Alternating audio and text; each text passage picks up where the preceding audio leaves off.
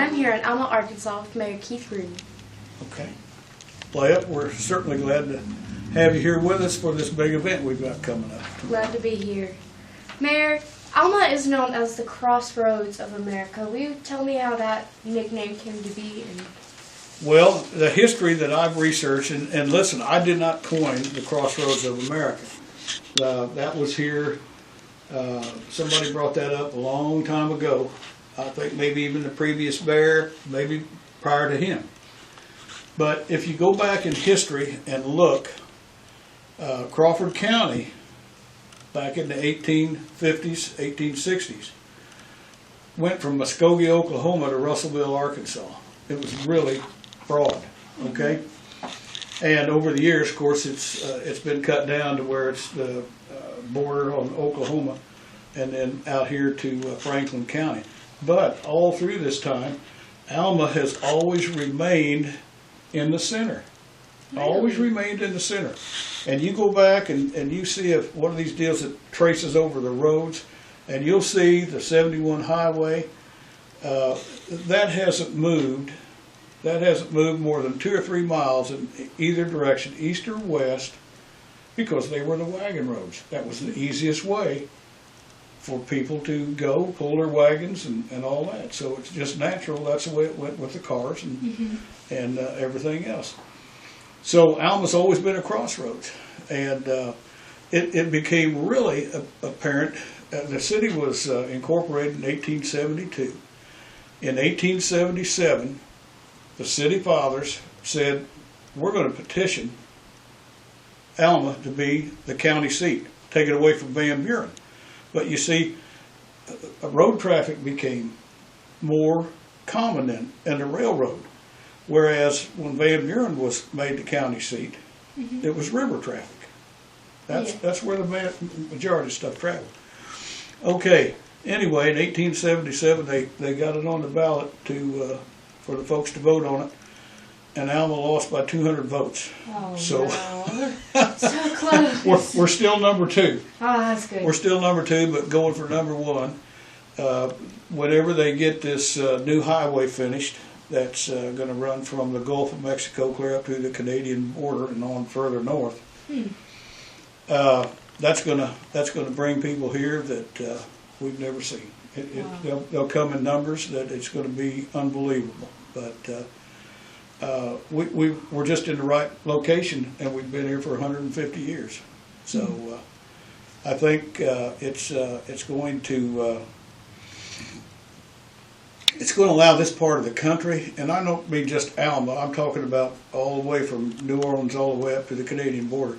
It's going to give this section of the country the ability to compete on an even basis with the East and West Coast.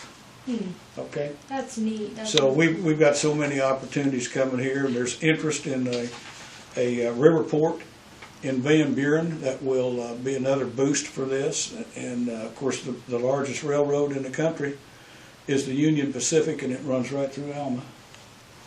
And the Ports of America, they do business in 80% of the ports that are in this country already, on the East Coast, West Coast, and the Gulf. And they're the 2 big prime movers in the port over here. So between the highway and the port, we'll be on the map. We will. Across the country, we have seen in the news violence in our schools. As mayor, what steps have you taken to prevent those actions? Right after the shooting incident in Florida, we met with the school officials and discussed the possibilities of having 2 additional resource officers for the Alma school system. We have 2 right now, and they split their time between the 4 schools that we have. And so from that point on, the discussion went to the city council. We discussed it and decided how we would go about this.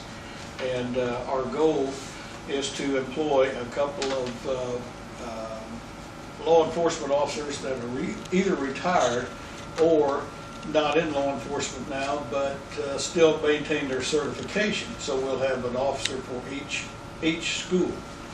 And so we've gone through the steps on that, and we approved that a couple of weeks after the study session. And we're actively seeking a couple of officers right now to get employed and be on duty by middle of August when school starts. And the way this works for a lot of folks, if you don't understand it, the first year the school actually maintains the salary of the officer. Okay, we supply the equipment, the automobile, and the training and all that. The second year, the school will take care of 80% of it. And then the third year, I believe it's 50-50. So Wow. that helps the city too. And the thing about it is right now, it's not easy to go out and find somebody that is trained in law enforcement that's not actively working for somebody. So, you know, there's a little bit of effort that has to go into finding two good people that we need. But we're on the way, and we reacted quick. And our school, several years ago, whenever these incidents continued to happen, they started with the camera system and locking the doors and all that. And they have a good system, and inside the school they even lock the doors in the classroom. So we are ahead in a lot of ways. But I will say this: one of the things, whenever they they wanted to increase the millage to pay for the cost of the cameras and the security measures that we had to do in the school, the equipment, different things like that. And the voters actually turned that down the first time. They did turn that down. If that had to happen again this time, I believe they would vote for that wholeheartedly. But we can't take a chance, so we're doing it right now. The school is going to come up with that money, and we're going to find the trained officers to meet the need. All right. And how do you suppose that the schools will come up with that money? Well, they'll just have to squeeze it out of their budget and their reserves, Yes. which, you know, it won't be easy. Nothing's easy in anything like that. Even the city, the municipalities, we are just always short of money, always short of money. And one of the things, if we're talking about money, that has hurt municipalities, and that is the increased sales on the internet. Where that money was tax money coming to the municipalities for the last several years, we're seeing that dry up. I see. And that has probably been reduced by, I'm going to say, at least 10-15% over the last 4 or 5 years, possibly more. Oh, wow. It's hard to understand or hard to know exactly what it is. All we can do is probably estimate, you know, what it is. But it certainly is not leaving us with an abundance of money to deal with. So anyway, throw that in. We need that internet sales tax passed. Listen up.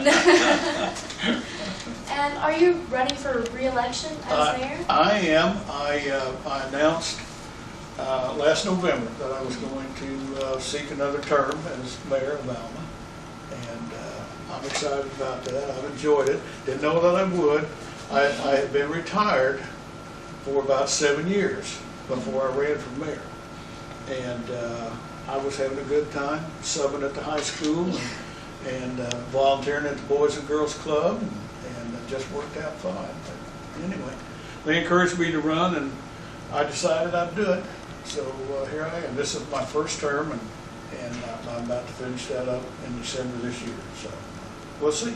We'll wish you the best of luck. Well, I'll tell you what, it'll take that, I'm sure. Thank you for taking time out of your busy schedule. Well, Leia, I'm so glad that you're here. Well, I'm glad to be here. It was a really nice experience. Okay. Well, thank you for coming. Thank you for letting me be here. I want to encourage everyone to come visit Alma, Arkansas, and see why this is the crossroads of America. As always, I'm Leia.